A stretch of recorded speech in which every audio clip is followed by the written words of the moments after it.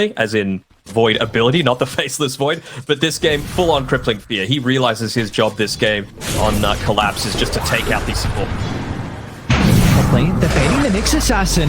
Oh, nice sidestep though from Yatori. He's gonna miss on the Codal and everyone. So they will still lose Mirror nonetheless. And Spirit is starting to TP in. They actually want to take the team fight now, but Thunder, they've got all 5 members. So they've got to be cautious, and Dark Margo will start the fight and zip out of the tower onto Yatori, who's going to be able to get some distance thanks to the Hurricane Pike, but it will not matter. It's time to just lock onto their target, trying to continue the chase, but have they got the damage to secure the kill? Somehow Yatori is still alive for the moment, and now Team Spirit, they can turn it back around, but the heavy commitment out of Thunder, they need to address the Fiend's grip, and that's where Mirror can come into play. But Sacred jumps over the tree line. The BKB black hole. Where's the damage coming out though? They don't have any follow-up at the moment. And somehow Team Spirit are continuing to stay alive long enough. They need to set themselves up for round 2. They're going to try and still continue to bring down the Enigma. The Sacred will finally go down. But do they have the damage and the resources to deal with the Storm Spirit afterwards? A silence into the jump in on Mirror. And somehow, some way, Team Spirit will be able to take the Aegis team fight and 5-man wipe Thunder. And they do that, well, still being at a 7k net worth deficit. I mean, you just dived a little bit too far, right? You played around the tree line where Night Stalker's at his strongest. You played behind a tier 2 tower. You didn't respect the buyback coming through from Mirror as well. Holding on to it for quite some time. And, well, it's going to slow down his BKB timing for sure, but your power of being able to give that sidekick over to Yatoro means that it takes so much longer to be able to take him down, and see the power of the Night Stalker as well. Vision wins games, and one Team Spirit, that team fight. I don't know how he would stay alive for so long, Yatoro. Just felt like second after second after second, he was just continuing to stay alive. And yep, sidekick, soul rip, right click, easy game. Pike out to the right, bonus movement speed from the jump in with a rebound, and all of a sudden net worth lead dropped down to 7,000. I mean, you mentioned how important the vision was in that team fight, but also just Thunder, I mean, taking a 5-on-5 under a tier 2 tower for a good minute is probably not going to be the easiest way to succeed. Maybe this jump in though into the pain clear though. Good momentum going back their way. Toronto Tokyo with the illusion, but we're going to go down inside the Rolling Thunder. A cute attempt playing around with the power rune, but not enough.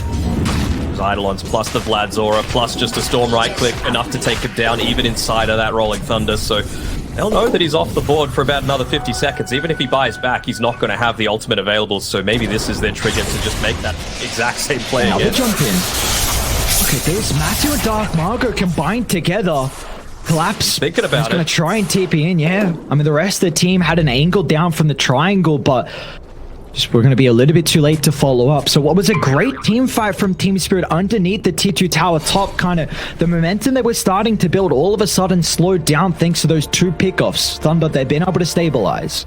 They have, but they're banking on their Drow Ranger right now on Team Spirit. They've given Yatoro a lot of time. Yeah, he's died 7 times, but in the past little bit, he's only died that once in the team fight, which was still a big win overall for Team Spirit. So we're going to have about 800 gold left until he's able to pick up that BKB for himself, be a little bit more sustainable. Even with the scan, he's going to TP out, just not wanting to trust the fact that, well, you've got a Storm Spirit and the Nyx that have been playing off the map for a little bit too long, and I have no sentry coverage on the bottom side. So before he goes back towards the safety of the top, be able to claim these Eidolons, it would go a long way towards giving him that little bit of a net worth boost, and it's like he might be able to.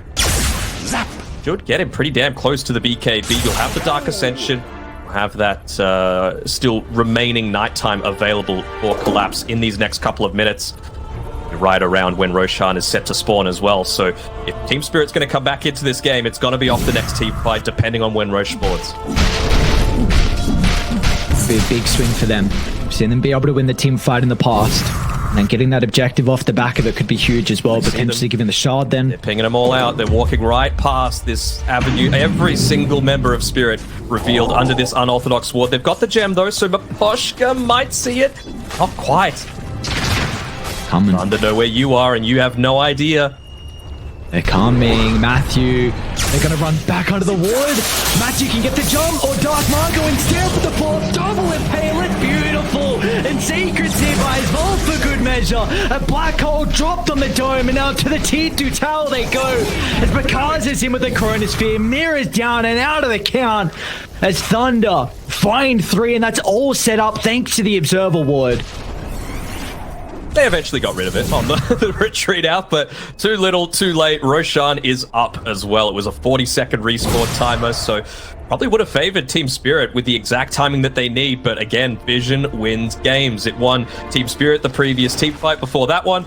Just saw what it was able to have, the impact for Thunder Awaken. So I like the idea of buying the gem when you're in this disadvantageous spot on Spirit, but the smallest thing, not being able to scout it out, ends up giving it away over to Thunder Awaken. Now they're able to secure this area around the Roche Pit, secure that Aegis, and more importantly, the Aghanim Shard as well, which is going to provide a lot of value over to the Bane. I mean, AoE Brain Sap isn't too bad, just being able to survive that little bit longer in these fights. I like this smoke from Spirit. The lanes are in a really good position. They know the ultimates were used as well. Look at Matthew's positioning. The only issue is Matthew's positioning. Again, this Nyx Assassin.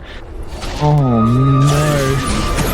And they saw... Oh, Matthew, what was that? A Foreman stun and Thunder. They're going to capitalize on the initiation. That was beautiful. You couldn't have asked for much better. He blocked the smoke, gets the jump in onto 4 at a choke point, and now they can finish up the team fight as well. As Collapse will not escape. A triple for Dark Margo. And it looks like the writing is on the wall. Thunder with the second Roche now. All the components given over. Let's take a look at that one again. Oh, beautiful. The Ravage coming through from the Impale there. Able to land onto 4. And then even just then, you see Collapse. He's on the back line. He has the BKB popped as well. Still very vulnerable to being caught out by that Fiend's Grip. Multiple ways to be able to pierce those BKBs right now on Thunder Awaken means that there's so much less value. Wondering, do they give the Aghanim Shard over to Pandamoon? Surely you give it to Matthew. He deserves it after that one. And yeah, there you go. They hand it over. He's going to pop it for that little bit of extra magic resistance reduction. Not like he needs it, though.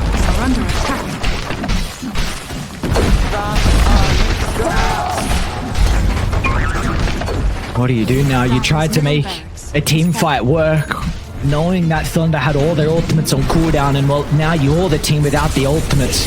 Dark Ascension down for 50, and Thunder, they've got Black Hole up in 10 seconds, so they're ready to continue on. Seconds away from the Fiend's Grip as well, so solid positioning coming out from Thunder.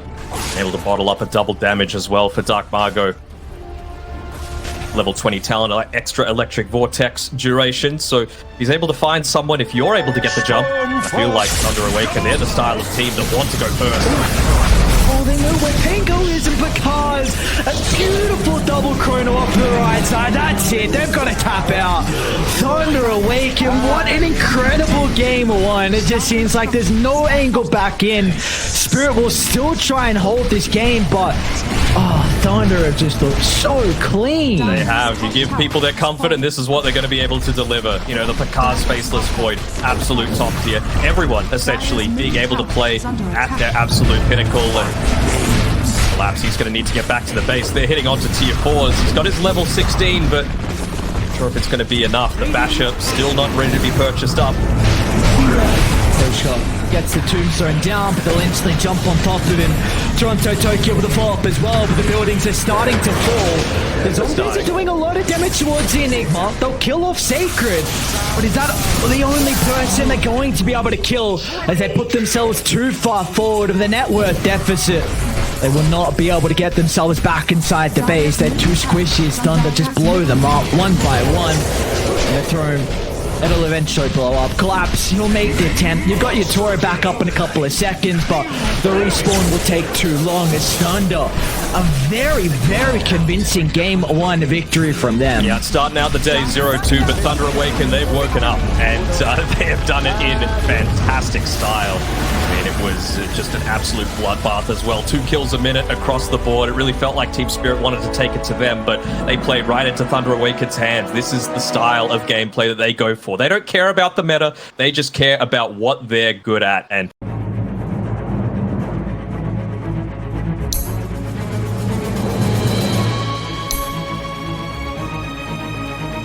Matthew wants to be able to try and isolate someone, find them out, take them out of the team fight. Even someone like Maposhka, to be honest. Like, he's providing a good amount of control.